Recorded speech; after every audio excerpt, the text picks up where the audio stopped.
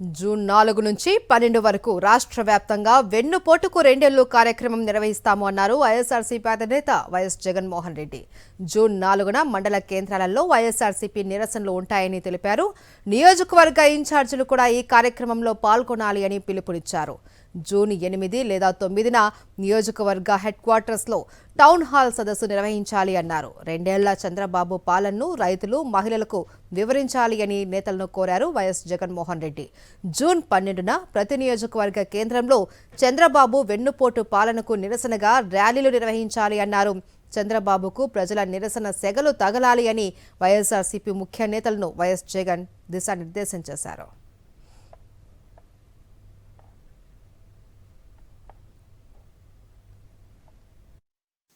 ఈ కార్యక్రమాలకన్నిటికీ కూడా జూన్ 4 నుంచి 12 వరకు వెన్నుపోటుకు రెండేళ్లు కార్యక్రమం అనేది పార్టీ తరఫున చేపడతా ఉన్నాం. జూన్ 4 నుంచి 12 వరకు జరగబోయే ఈ కార్యక్రమాలు ఒకవైపున ఎస్ఐఆర్ కారణంగాను కమిటీల వెరిఫికేషన్, మనకు గ్రామ స్థాయిలో కమిటీలు ఏవైతే ఉన్నాయో వాటి వెరిఫికేషన్ కారణంగాను ఎండను తీవ్రతను కూడా పరిగణలోకి తీసుకుని ఈ షెడ్యూల్ అనేది రూపొందించడం జరిగింది. జూన్ 4న మండల కేంద్రాలలో నిరసన కార్యక్రమాలు చేపడుతున్నాం. ప్రతి మండలంలోనూ మీ నియోజకవర్గాలలో జూన్ 4న ఈ కార్యక్రమం చేపట్టాలి.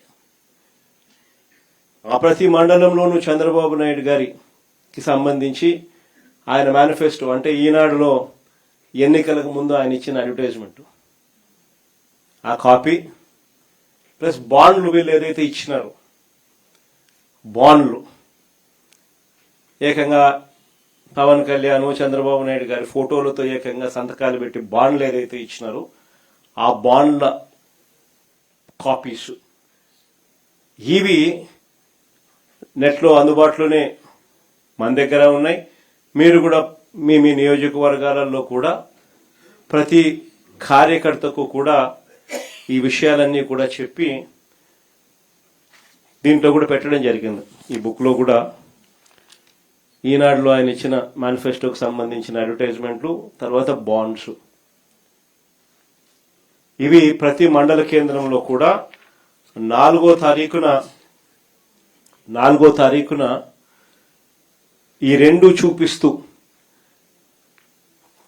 ఆ ఈనాడులో ఇచ్చిన మేనిఫెస్టో కాపీని, ఈ బాండ్లను మండల కాపీలో 4 కూడళ్ల మధ్యన నిప్పంటించి నిరసన తెలిపే కార్యక్రమం ఆ రోజు జూన్ 4వ తారీఖున మండల కేంద్రాలలో చేసే కార్యక్రమం. ఇందులో ఏదో ఒక మండలంలో కాన్స్టిట్యున్సీ ఇన్ఛార్జ్ కూడా ఏదో మండలంలో పాలు పంచుకోవాలి, మిగిలిన మండలాలలో కార్యకర్తలు పాలు పంచుకునే కార్యక్రమం జరిగే విధంగా ఈ ప్రోగ్రాంను మనం తీర్చిదిద్దాం.